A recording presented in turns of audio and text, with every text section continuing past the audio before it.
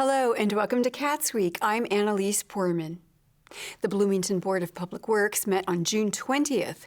At the meeting, the board approved the project called Wrapped in Love from 2023 to 2029.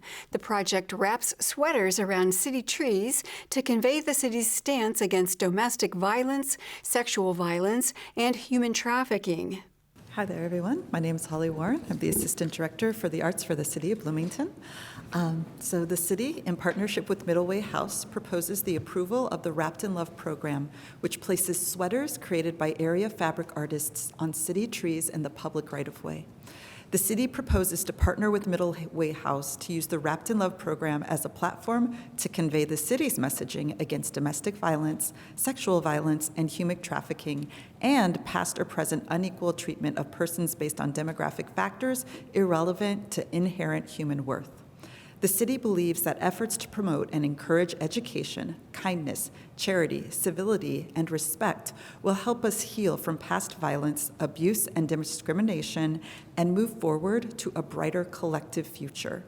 By using designs that celebrate these values, as well as the unique features and history of our shared community, the sweaters help the city convey its beliefs and attract attention to labels that each sweater carries that provide critical information about resources for victims of domestic violence, sexual assault, and human trafficking.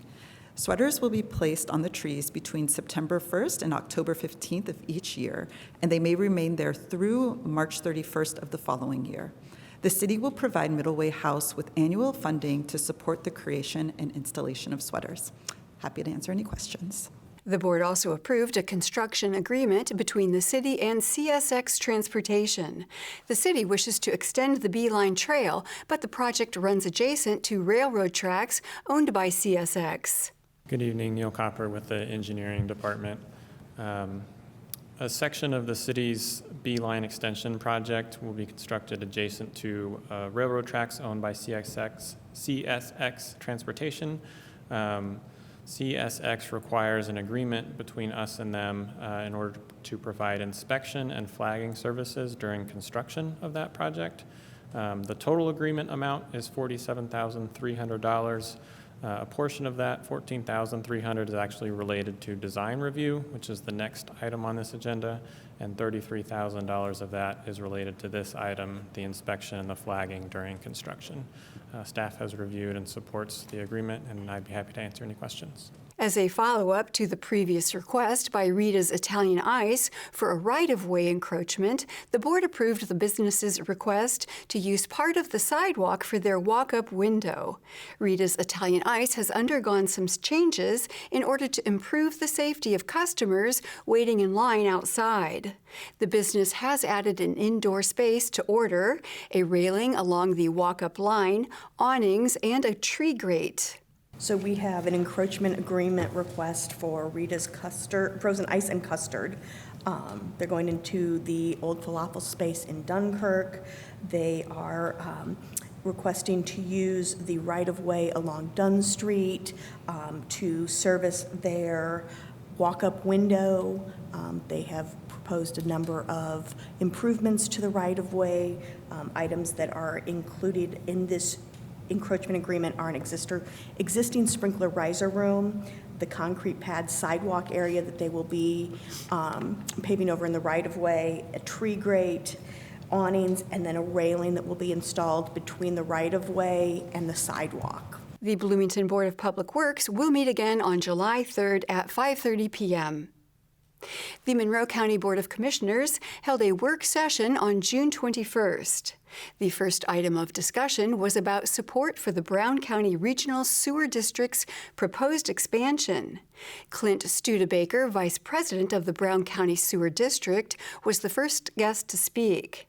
Studebaker started with a brief history of the sewer systems. We were originally formed in the early 2000s as the Bean Blossom Sewer District, looking specifically at an issue around Bean Blossom, dealing with septics, and perhaps bringing sewers to the Bean Blossom area. The way our county got set up at that time was there were 3 operating sewer districts going on in the early 2000s. There was one in Nashville, much larger, the largest of the 3, one in Gnawbone, and then one in Helmsburg. But the rest of the county was unserved by any sort of collective sanitary sewer system. Next, Studebaker began to address the issue at hand with Lake Lemon. We were originally formed in the early 2000s as the Bean Blossom Sewer District, looking specifically at an issue around Bean Blossom, dealing with septics, and perhaps bringing sewers to the Bean Blossom area. The way our county got set up at that time was there were 3 operating sewer districts going on in the early 2000s. There was one in Nashville, much larger, the largest of the 3, one in Gnawbone, and then one in Helmsburg. But the rest of the county was unserved by any sort of collective sanitary sewer system. It was all on septics. So county recognized, the commissioners recognized that something specifically would be valuable in the Bean Blossom area for sanitary sewer systems to get people off of septics.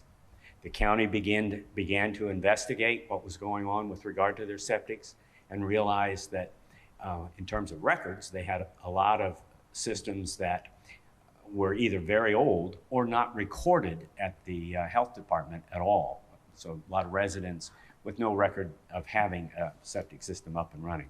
So it looked like the idea of a large area sanitary sewer system would make a lot of sense. That's how it got started. In the kind of the middle teens of 2000, I think it was officially 2015, the Bean Blossom Regional Sewer District was renamed. And at that time, the county, working with IDEM, looked at the whole of Brown County and recognized what we needed to do within the county was provide a regional sewer district that would address the whole of the county and any issues contained therein, except for the operating systems that were already there, Helmsburg, Nashville, and Gnawbone. So we renamed ourselves. It became the Brown County RSD, and that's what's now here today. We're a 5-member, all-volunteer board. Our board is made up of a collection of residents of Brown County, including a retired soil scientist, a lawyer that keeps telling me he's about to retire, but isn't. I think he's quite active and enjoying it. We have a builder. We have a member at large that turns out to be an IT engineer with Cummins, and then myself. I'm a retired professional environmental engineer with far too many years of experience behind me. And I should be retired from this, but I'm not. What we are here today to talk to you about is specifically the idea that we, as Brown County RSD, recognize the need to continue the sanitary sewer development that we started years ago around Bean Blossom. But we've expanded the idea to follow the corridor of 45 west from Bean Blossom all the way to Lake Lemon. And then we get into, well, Lake Lemon itself is a major receiver of, in fact, a sizable chunk of the watershed that feeds Lake Lemon comes from the Brown County Bean Blossom watershed, all coming into it. Over many years, IDEM has been sampling the streams in Brown County, and IU-SPIA has been sampling the water quality within Lake Lemon itself. We've looked at all those various sets of data and recognized that there's a lot of E. coli coming into Lake Lemon, that on an annual basis, it presents an issue with recreational use, swimming. Sometimes the beaches, in fact, are closed at Lake Lemon because of high levels of E. coli. These concerns have been reported by 2 separate organizations, and the hope is that this project will address those issues. Later, he noted that they had tested the water to distinguish whether the high E. coli levels were coming from humans or animals. Why we wanted to be here and speaking to you is because of the way the RSD is set up. For us to go into Monroe County requires a request from the county to the RSD that we take then to IDEM that says Monroe County would like to see an expansion of the Brown County RSD to assume the responsibility for this territory that's currently under your watch. We'll pass that on to IDEM, who will authorize it, and that allows our Brown County RSD to come in and actually provide those services. The meeting ended with a motion to support the Bean Blossom project with a signed letter. The motion passed unanimously. And we'll have more CATSweek after this message. I'm at risk of thinking there's just no point in trying. I'm at risk of looking in the mirror and hating what I see. I'm at risk of being told not to tell. But with Girls Inc. in my corner, I will not be another statistic. I will fight for myself. With you in my corner, I will win. Fuel her fire and she will change the world. Girls Inc. Welcome back to CATSweek.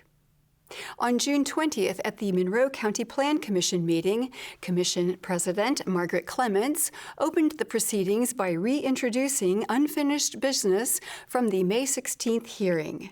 She then passed it off to Senior Planner Drew Myers for developments regarding the rezoning of a 3-acre parcel in Benton North Township to include a shared driveway between a residential plot and the Lake Lemon Marina.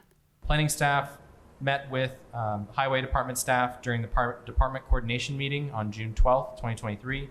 At that meeting, Highway Department staff indicated that a sight line analysis should be performed by a licensed engineer in order to further evaluate whether the removal of more vegetation can improve sight distance in this area.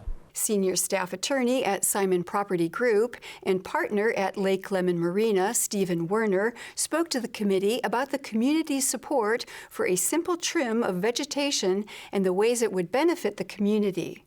Werner was concerned that adding a shared drive would increase traffic congestion within the area. Lake Lemon Acres also agreed to allow us to cut back vegetation on their property in order to improve the sightline. So if it's a question of going past right-of-way or anything like that, they've made a commitment. We don't know anybody in the community surrounding us that doesn't support. You haven't in the 3 meetings we've had here haven't had any remonstrance about not tying these driveways together, because as we showed as Lake Lemon Acres, the reason why they would support this, obviously many of their tenants come to our property every single day. They rely on us for basic needs now, like milk and eggs and bread, and so they don't have to drive 25 minutes away. Lot owner Colin Hamer gave personal testimony against a driveway easement into Lake Lemon Marina and described how rain makes the slope very dangerous, which he said would only get worse if the easement is granted. The petitioners are working with the Highway Department to remeasure the sightline. For now, however, the motion to recommend approval to the County Commissioner's Office was passed unanimously. During the June 21st meeting of the Monroe County Public Library Board of Trustees, Director Greer Carson began with his monthly report. In the report, I realized I neglected to specify whether the number of library card holders increased or decreased since the previous month. I just left increase, decrease there. It's actually a 569 individual increase for the month of May, which is fantastic. I'd also like to point out that we had a notable increase in program attendance and computer use last month. We are very happy to have partnered again with the Bloomington Fire Department to lay about 20 cubic yards of mulch on our downtown library property. Fire Department does this annually as part of their community service and physical training requirements. And our finals kits were a hit with students at Bloomington High School North, and we received some very positive feedback from the school librarian on those kits. Our Ellettsville team also provided some similar end-of-year finals supports for students here at the branch. Then Carson discussed the grand opening of the Southwest branch, which took place earlier this month. Our grand opening was a tremendous success. Thanks to everyone in our community who came out to enjoy their new branch library and to show support for MCPL. Next month, we will share some Southwest statistics with everybody, including door count, circulation, programs, patron comments, and requests. But just to share a few sneak peek statistics, to date, nearly 10,000 items have been checked out at Southwest since the grand opening on Friday, June 9th. We registered 145 new patrons at Southwest over the course of just the opening weekend, 140 of which registered as Southwest patrons specifically. And we checked out over 2,000 items just on June 9th alone, close to 4,000 items over the course of that opening weekend.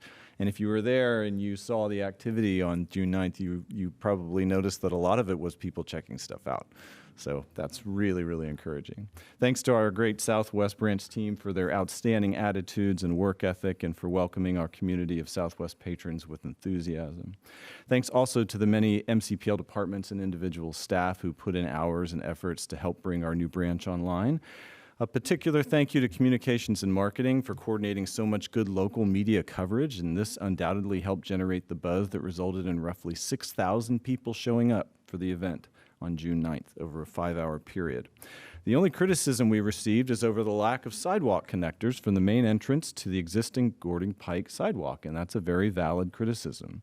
We have since shared information about this on our website, our social media accounts, and in numerous individual phone calls I've had with patrons since June 9th. Board member Kathy Lozier asked for clarification on the sidewalk connection moving forward. Carson responded. I have a question about, making the sidewalk connectors. So we put those in, and then in 2024, they start the construction on the Gordon Pike. Mm-hmm. So if they tear up our sidewalks, they have to put them back in, right? That's true, but they probably won't tear our sidewalks up. They'll tear up their sidewalks, and our sidewalks will go to nothing, and then we'll have to connect part of our sidewalk to where the new Gordon Pike sidewalk goes. Is there a way that we can convince them to do that? That they, this is a service to the community? Yeah, we're going to try. Okay, good. I would like to see them reach out. Yeah, we're certainly going to try. And try to do the right thing. Our concern at the beginning of the project, of course, was the opening of the branch coinciding with the expansion of the road, and particularly the building of the roundabout right there at the corner. And so we're glad that the timeline is different, but the end result is still going to be the same. They're going to expand the road and tear up the sidewalk. Yeah.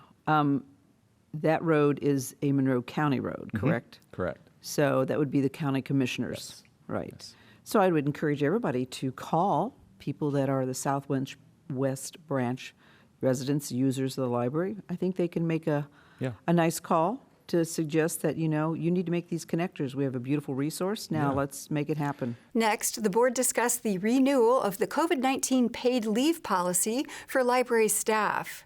Carson provided background on the proposal. Our COVID leave policy is set to expire at the end of this month. We do this pretty much every 6 months. It's been in place since the summer of 2020, and we've renewed it every 6 months since then. It has brought a meaningful degree of security and comfort to nearly every staff member at MCPL, and it's been used many times over the past 3 years. But on balance, use of the policy has been relatively minimal, and I will credit our internal health and safety measures dating back to the start of the pandemic for that, as well as our staff's individual responsibility and precautions, which have kept us from having anything like a staff-wide outbreak since the beginning of the pandemic. In 2022, we had 2,319 hours of paid COVID leave for a total cost to the library of $46,536. So far this year, we've had staff use 469 and a half hours of COVID leave for a total cost of $9,852. So while transmission rates continue to trend downward and the use of our policy is in decline, we looked at trends in the wider employer world as well. There's no strong consensus yet among employers on when to discontinue their policies, but our sense in talking with other public libraries is that maintaining a policy like this through the end of 2023 just makes good sense. And this will allow us time to explain to staff that it is likely that this is the last extension of the policy, pending any significant changes in regional or nationwide transmission rates. So we're proposing extending the policy one more time through the December of this year. There are no other changes to the language in the policy other than the active date range stated. The board approved the COVID-19 policy unanimously. And we'll have more CATSweek after this message. For hurting families in Monroe County. A contribution to children who are vulnerable and in need of an advocate. A staff that goes above and beyond to support and advocate for children in need of services. The web of remarkable people who are dealing with difficult situations. So many young people that are in need of help and trying to find a stable family, a stable place to live. Without the CASAs to make that happen, many of them would be unable to find a good home. I love being that voice for the child who can't speak for themselves in court. It takes me out of my comfort zone, and it also helps others. CASA means supporting our community. Being a CASA is making sure that your village is healthy and whole, and that the children in your village will someday be able to help the village as well. A child who doesn't have a voice, maybe in their family situation or a school situation, now has a voice that can advocate for them. I really enjoy working with children that are going through difficult times and letting them know that I care about their future. We are privileged with our charge of representing the best interest of children. And so therefore we can advocate for exactly what they need without restriction, focusing on their best interest. I want to repair the world one child at a time. Welcome back to CATSweek. At their meeting on June 21st, the Bloomington City Council discussed an ordinance to increase salaries for certain firefighters. City Clerk Nicole Bolden provided a synopsis of the ordinance.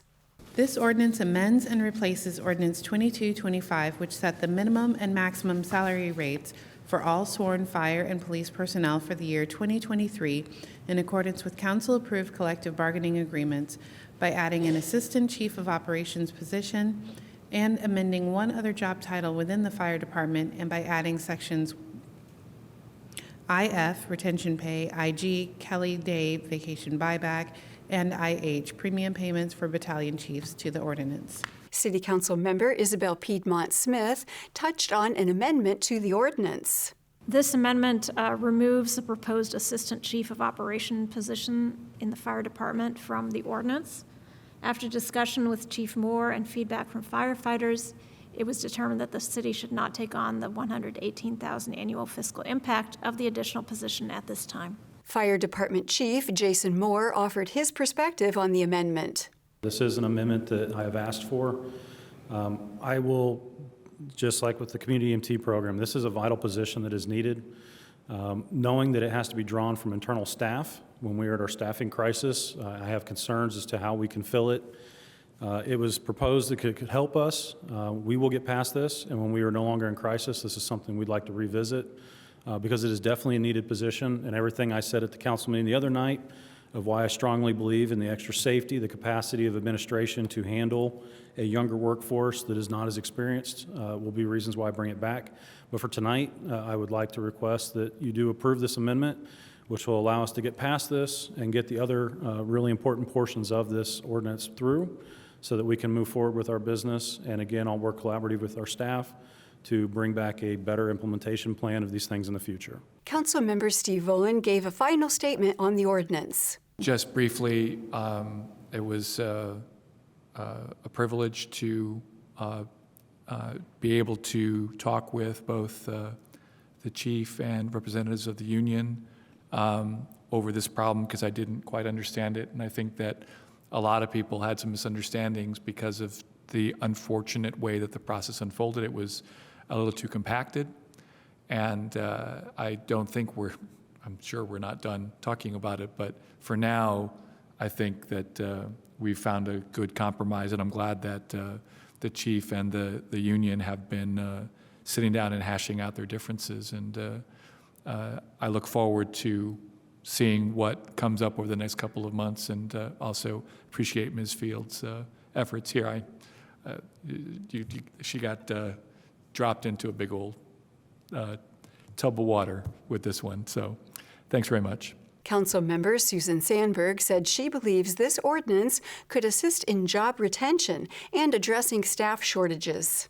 I do appreciate the tone that these amendments have brought forward with this particular topic. It is a critically important one, and I like the fact that we are finally recognizing that there is a crisis with our workforce shortage. I would disagree with a comment that one of my colleagues made last week that getting involved with our workforce or getting involved with union matters is not the concern of the council. I certainly think it is. These are the individuals who keep us safe and keep the public safe. And when we find ourselves losing officers, whether it's police officers, whether it's firefighters, whether it's our AFSCME union workers, it's time to take a look at what's going on. And I think this council has been a good sounding board for many people who have come forward to speak the truth to us.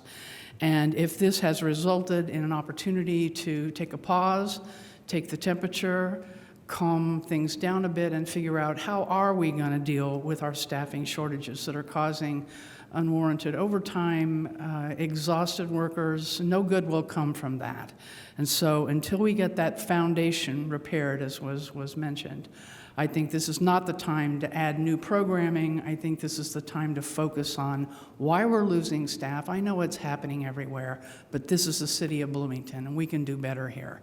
And I do hope that the union leadership and the administration can have more productive talks. This may just be the very beginning of coming to the understanding of what the problems are and actually what is required from a fiscal standpoint to actually repair some of the damage that's been done in all of our public safety departments. Thank you.